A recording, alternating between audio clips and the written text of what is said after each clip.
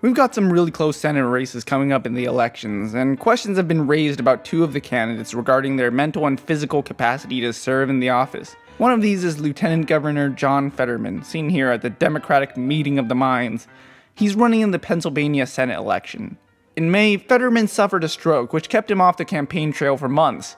He put off debating his opponent Dr. Mehmet Oz as long as possible, and for good reason, because the one debate he did attend was a shit show. I support fracking, and I stand and I do support fracking. Even before the stroke, going up against a seasoned television personality was going to be quite the challenge. Now, Fetterman did release a doctor's report prior to the debate which says he spoke intelligently without cognitive deficits, and he continues to exhibit symptoms of an auditory processing disorder. He has no work restrictions and can work full duty in public office. But during the debate, he declined to publicly release his full medical records. Wouldn't a political candidate under intense scrutiny do everything he can to dispel concerns about his capability? Something in there does not sound good to the public. Then there's Herschel Walker, Georgia Republican candidate, seen here gesturing at an audience member's father. He has brain damage. You literally can't play American football and come out of it with a perfectly good brain. Fetterman played college football too? Good to know. Anyway, I think the problems may go a bit deeper than that. Let's just say Walker has a tenuous grasp on reality. At one time, science said man came from apes. Did it not? If that is true, why are there still apes? Think about it. You know, now you're getting too smart for us. No. Think about this. Oh yeah, and he has dissociative identity disorder. Walker says his condition has healed, so I guess that's that then, because in the past he kind of tried to kill his ex-wife. Now, I'm not saying a person with questionable personal morals can't set good policy. After all, I'm a terrible person, but I wouldn't complain if you made me supreme leader of the earth. But it does seem like each side of the political aisle has been labeling the opposite side's candidate as unfit to serve. Of course, the simplest explanation is that each side would sooner vote for a ham sandwich than the other team. But with accusations of ableism coming from the left and elitism coming from the right, does either have an intellectual leg to stand on? Well, for one, Democrats have been quite willing to criticize their own. Many consider Joe Biden and Dianne Feinstein too old for their jobs. Andrew Cuomo was sunk by sexual offense scandals as well. Republicans, too, have excised Madison Cawthorn for exposing sexual perversion in Washington while himself loving cock.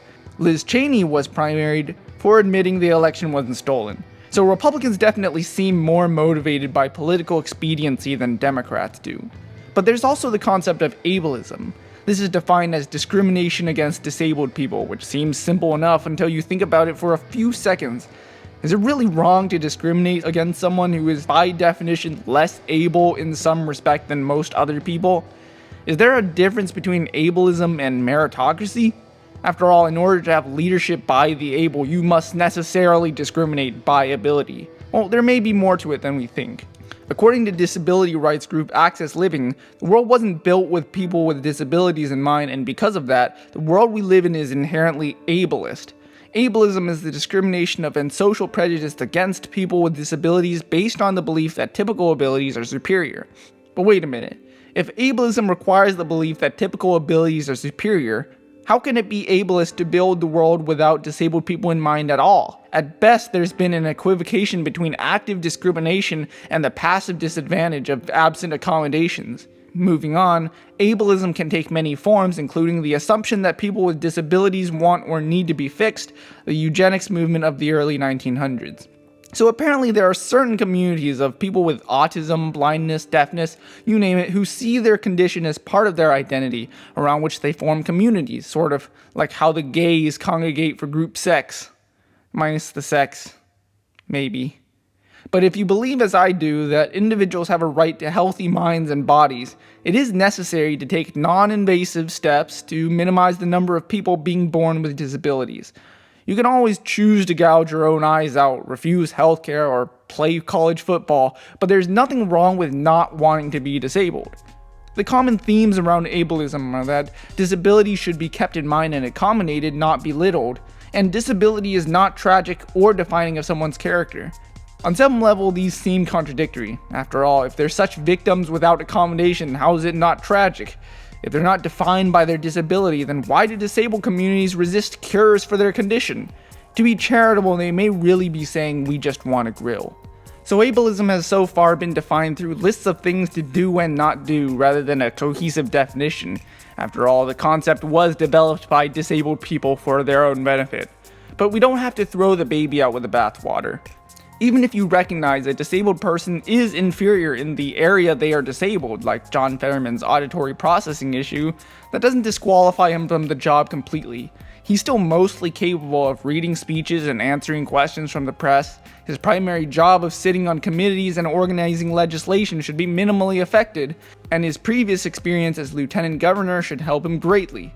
Herschel Walker may be a certified dumbass, but denying facts like climate change is itself a job requirement for Republicans. I'd expect Senator Walker to rely on his staff to do everything substantive, leaving him as just the face of the operation. Walker's dissociative identity disorder, on the other hand, can't actually be cured.